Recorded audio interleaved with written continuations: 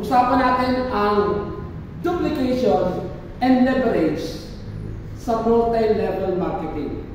Kasi dito mo lang ma-apply ang duplication at ang pagkakaroon ng leverage income na ang kapital napakaliit lang.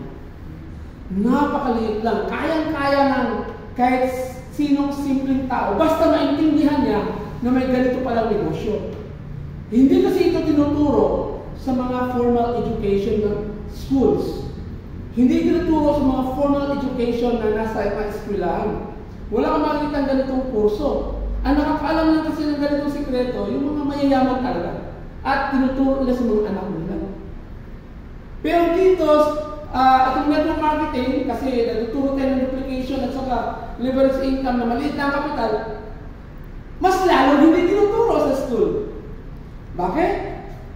Siyempre, mababawasan yung magtatrabaho.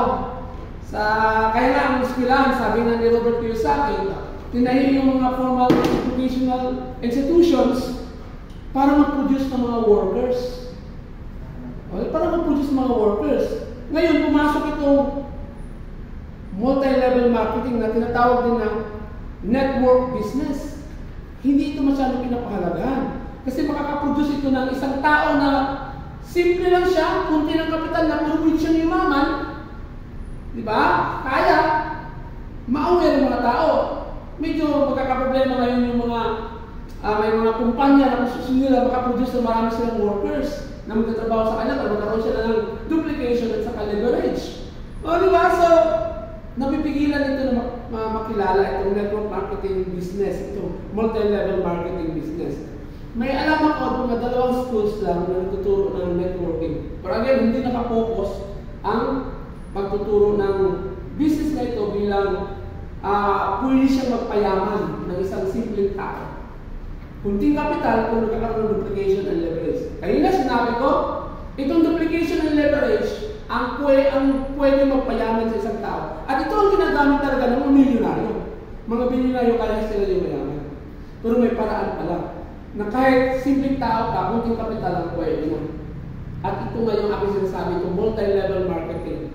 At pag-usapan natin ngayon, ang kinds of duplication in multi-level marketing. Apat dito na-emphasize sa uri ng duplication. Okay? Sa kinds of duplication. Pag-usapan natin yung kinds of duplication na pwede natin i-apply sa MLM, multi-level marketing. Okay? Alright?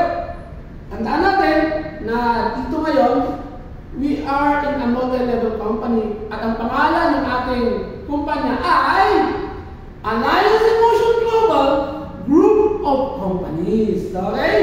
Palakpakan naman para sa kumpanya. Diba? So, yun ang ating kumpanya. Saka pwede natin ma-apply itong kinds of duplication na dapat natin maisip. Una, yung tinatawag na duplication of core actions. Dapat daw nagduduplicate tayo ng mga core actions. Ano yung mga core actions na ginagawa natin sa multi-level marketing? Okay? So yung mga product, yung using of products, the sharing of products, sponsoring others, then training new team. Then, letter B, duplication of systems and tools. Systems and tools. Dinuduplicate dapat ito, yung system and tools natin. Then, letter C, yung duplication of positive culture. Positive culture. Yung culture o kulturang masaya sa isang grupo, dinuduplicate yan.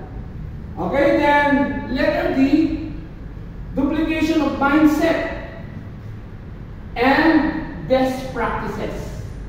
Best practices. Ito yung mga dinoduplicate dito sa multi-level marketing para maging successful. Sa susunod na topic ko, i-explain ko ang specific ideas ng bawat isa.